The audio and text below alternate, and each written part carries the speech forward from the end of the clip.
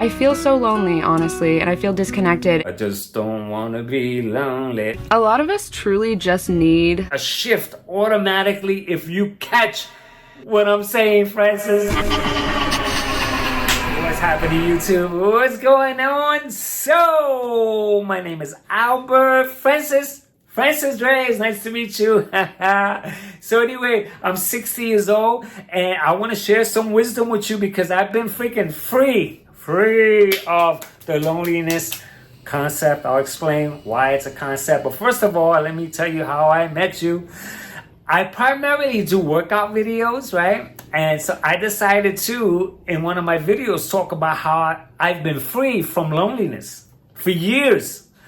And so I did that. And so next thing you know, your video shows up, And so I'm watching your video and I'm like, man, I have to make a response because maybe I can help you pry out of that state. And so I'm going to start by just laying it out because there's things to catch. I'm going to start straight with the point that loneliness is a concept. Now watch this. A child, before they're 5 years old, they don't have a value system. You ask them what happiness is, they can't answer. They go through their states of crying and joyful, and all the normal human tendencies are right there without a word. Now look at what happens. The child approaches 5 years. Around that time, they start to say, that's good, that's bad, I like this, I don't like that. And that right there is where the freaking contamination kicks in. Francis, next thing, they start to hear the parents say, oh, Jesus suffered. Oh, how I suffered. I'm lonely. They picked that up. And so because they picked it up, they're going to roll with it. And so the rest of their lives are going to be suffering, loneliness, happiness, joy, because they inherited these concepts.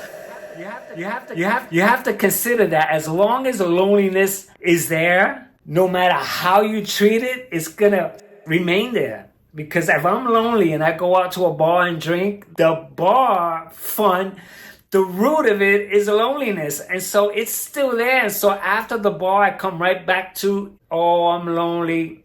I'm itching to go back to the bar where my friends are instead of being stuck here all alone. And so as long as there is the center of loneliness, no matter what I do, it'll always return to loneliness.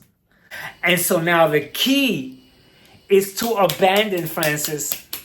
Abandon the concept. And you can do it because I did it instantly through the realization of, wow, I inherited the sad songs, the movies, the romance, the crime because he left me and all that stuff. And so that right there, it propelled me into being and having that lonely state through comparison. Oh, she has a boyfriend. He's going to get married and not me. And look at how many friends they have. Are you following? This loneliness has been forced upon us. And so whatever you do, the loneliness remains because it is there. Let's take this example. Artists who perform in front of large audiences. That's stimulating. Oh, freaking the roaring. Then, oh, I'm so lonely in my hotel after every performance. See the contrast? Or the validation, gold, platinum status, all this attention, and then it's gone. Now let's take Fridays and Saturdays to use as an example. Let's pretend it's just Friday, Saturday, and then Friday disappears. I'm lonely because Friday's not there. And so what's causing the loneliness was the Friday, the fun on Friday. And so now it's not there, and so I'm lonely. Now, catch this, that the Friday fun and the loneliness, they're freaking working together, man. They're partners, they're longtime friends. And so the only way to say goodbye to loneliness like I did was to abandon the entire concept of loneliness. Is gone. And so no more. And so now Friday and Saturday is there. It's a lot of fun. Friday is gone. Same in the sense that I'm going to allow the natural feelings of void, how I'm going to miss my friends or whatever the fun may be. I'm going to allow that to kick in. But I'm not gonna allow the psychological mess of loneliness to kick in, because I know that the minute I utter the word loneliness, comparison is right there. Because when the Friday fun was there, oh, life is good, baby, right? And now the Friday fun is gone. Oh, that's the kind of life I have. Why me? And all the other stuff that we do. And now the Friday fun comes back. Hey, I miss you. Oh, baby girl. Right? And that tossing could go back and forth over the years, all the way till it turns inward to self-hatred. And so now it's important to address that loneliness is contingent upon stimulating factors in order for it to breathe. And so what I caught on to, Francis, is that loneliness is a breathing entity. It's breathing. And the heartbeat of loneliness is comparison. So I'm not going to meddle with loneliness. I see what it's done. And so now when Friday fun is gone or anything else is gone, I look for something else to do. But I will never relate to loneliness, ever. Okay, so Francis, right here, this exercise is going to help you pop right out of loneliness, which is to look out for things like extended fun, extended pleasure, extended happiness, overexcitement, trying to recapture the happiness, trying to repeat what happened yesterday or last week or last month. And those tender memories that we try to recapture, because all of that is a form of greed, because I want more and more and more and more and more. And then when I don't get it, I'm back to loneliness.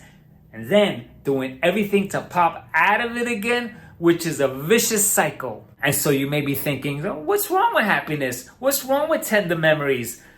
It's too much. It's overkill.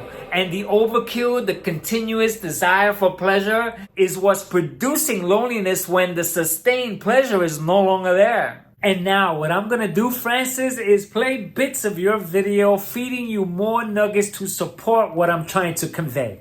Today, I want to talk about the loneliness epidemic of Gen Z and probably millennials and just a lot of people in my generation. Francis, I'm 60 years old. I grew up with the loneliness. My freaking whole surroundings were constantly the songs. The slow songs in the old days were all, oh, I just don't want to be lonely. Oh, man. Oh, don't leave me this way. Oh, my God. My heart is torn apart. It's in pieces. And so I grew up with the same thing. And so to hear the loneliness epidemic, I saw that and I just didn't connect with it, because the loneliness has been something that we have been in a false battle with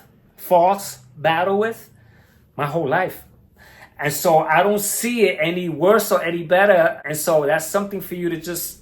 I feel so lonely, honestly, and I feel disconnected. And part of it is that I have to put myself out there. That's normal. There's no work for me to do to connect with people. It happens automatically, Francis. Just think about it. I'm a musician. And so the minute I just tap into the music world, I connect with those people anyway, because I'm going to the store now, I'm freaking with the guitars and the pianos, and so my world is doing that, so I'm naturally going to connect with them. But it doesn't take any effort to do that. It happens naturally. A lot of people are really sad. I just feel like a lot of us are quickly losing the glue that held us together as people for so long and allowed us to progress. That right there, Francis, I heard that same thing my entire life. As I was growing up, oh, what happened? The past generation was so beautiful. We had a glue that kept us together.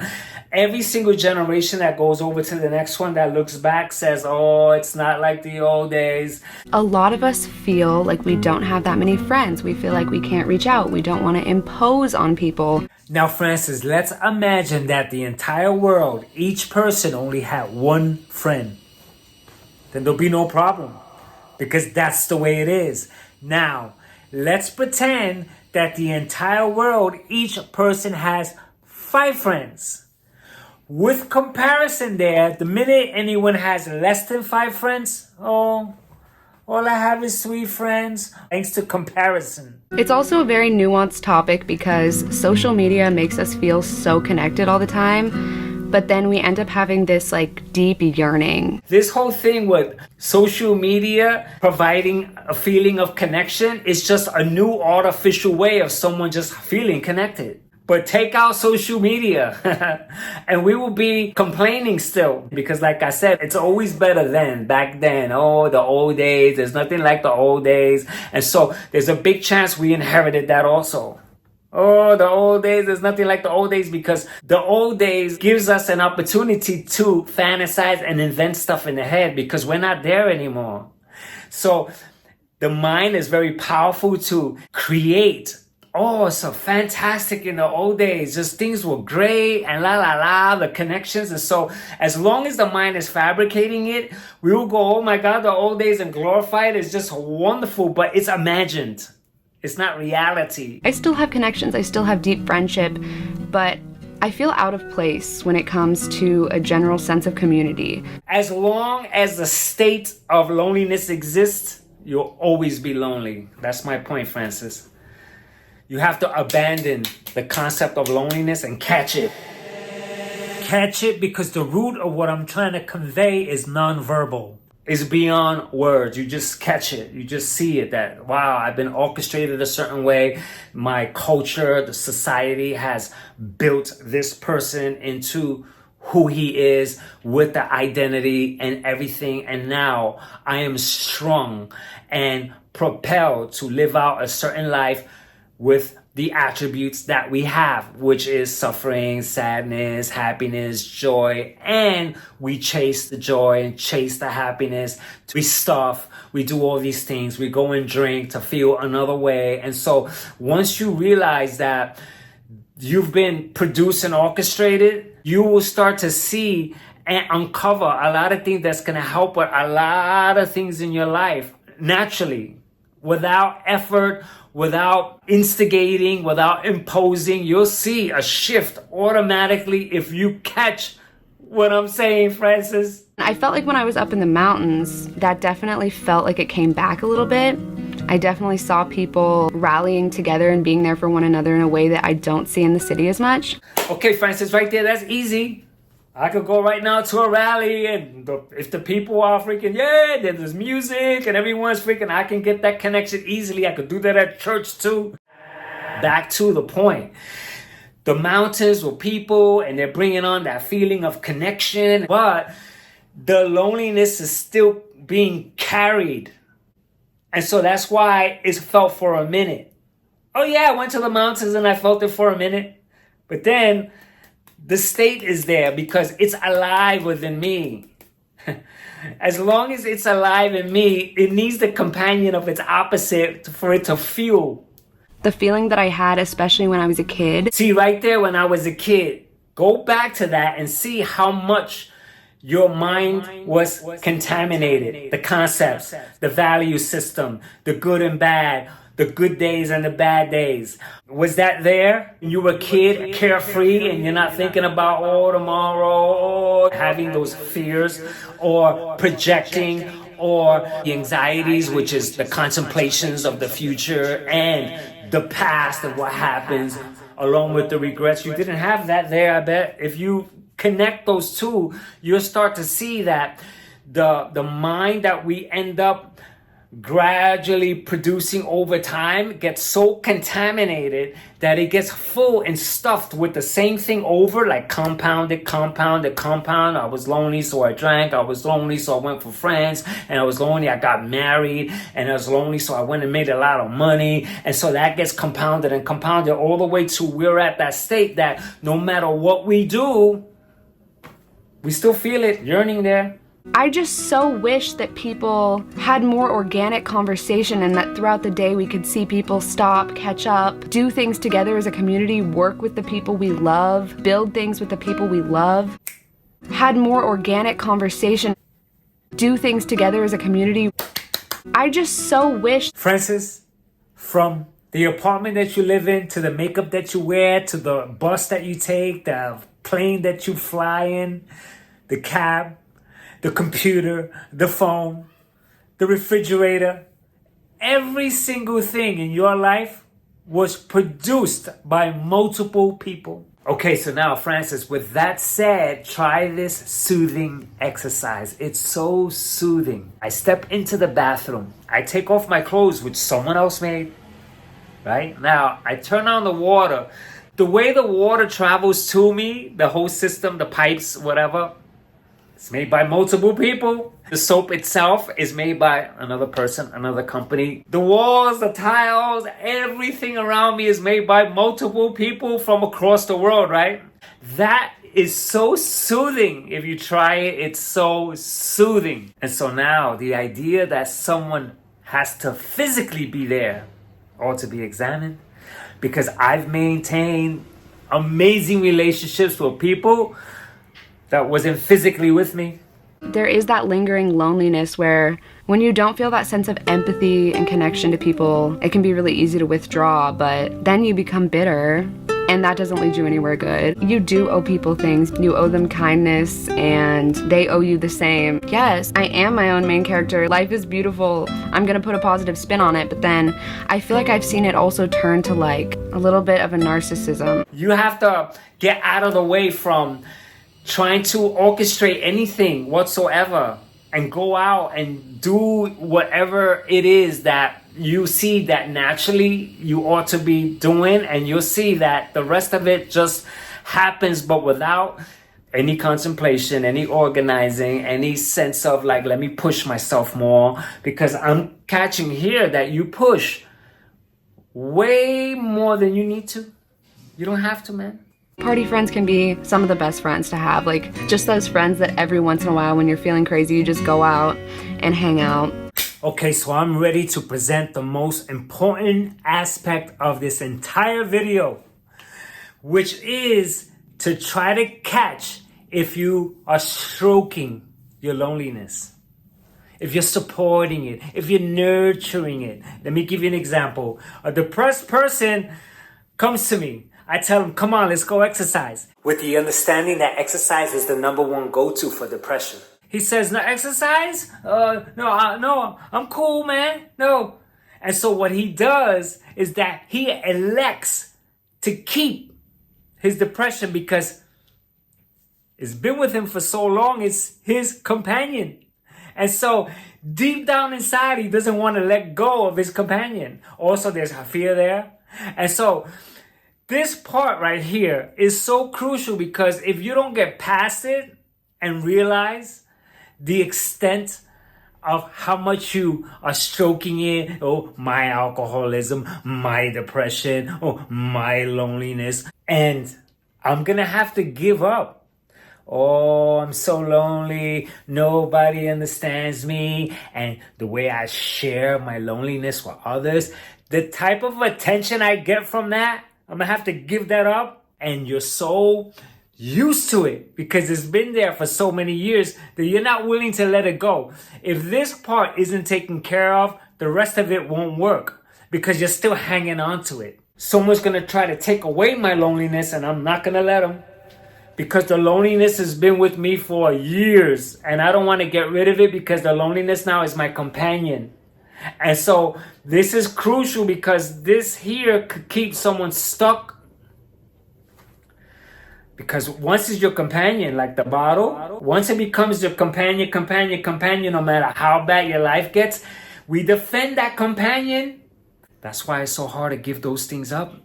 And so the same thing with loneliness. When I look back on my teenage self, I'm embarrassed. There were times where I thought I was hot shit. I just made my whole identity surrounding the fact that I made content. And I look back at that version of myself. It's understandable. I went from this really insecure, self-hating person who was going through a lot, and then I had a ton of validation for like the first time. I felt real good. Probably a little too good about myself for a while there. If you catch that we've been produced, orchestrated, culturalized, and that fostered into the state that we're in, you'll start to see that all these things were you being tossed here, tossed there, tossed there, tossed there, tossed there, tossed there, tossed there, tossed there. And when you get the sense of that, you'll just sprout naturally. It's amazing, because we always think gradual, because we're taught gradual too, Francis. We're taught gradually in God's time.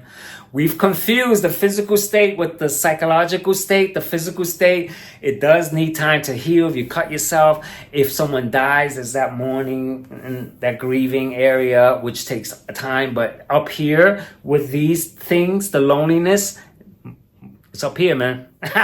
Francis, it's up here. If you catch it, you'll be like, oh my God. I straight up neglected my hobbies for years. And I remember thinking for such a long time, I was like, I just don't want to do these hobbies. Like, I just don't give a shit about the things I loved growing up. Okay, so Francis, check out this contradiction, okay? Regarding hobbies. Doing what you love, finding what you love, or going back to the things that you loved, okay? Let's check out this kid playing the drums, okay? So let's say this kid ends up becoming a super platinum award-winning artist, okay? Still, he inherited the prospect of loneliness and everything, just like us, to offset it. So he's seeking approval, he's seeking attention, he's seeking validation, right?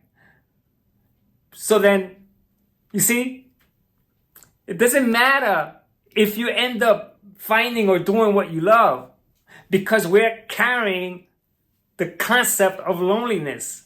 And so this kid who is a superstar, mega, he's still freaking maybe turning to alcohol or whatever. And so it's still there is my point. So all the things that we are trying to do, find friends, do this and do the things that you love, it doesn't work because we're still carrying the concept of loneliness. This explains how a person can be in a room full of people and still feel lonely. And so what this requires from me, Francis, is to see what loneliness has done. What I have done to offset loneliness that never worked, seeking approval, stuffing it, attention, and all that stuff. Therefore, I ended up at this place where I had to flush the entire concept of loneliness out of my system. Therefore, it does not exist. I do not relate to it. I also do not relate to comparison. I don't do it. I don't compare myself to anybody, but I work to the level of my capabilities.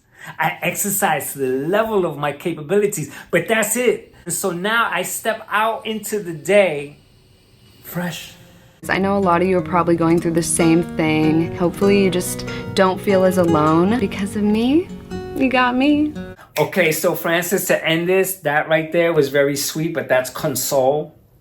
And console doesn't work. Oh, you have me, you're lonely and I'm lonely too. Provides a momentary feeling of comfort and safety. However, console itself fuels loneliness because I am still carrying the state of loneliness. And so if you catch this, you see the concepts, the consoling, the going out, and all these things are fueling the very thing that's already there, the loneliness. And so it'll never go away as long as it exists. And so you need to dispel the concept of loneliness, Francis. And if you get to watch this, I'd love to hear how it changes your life.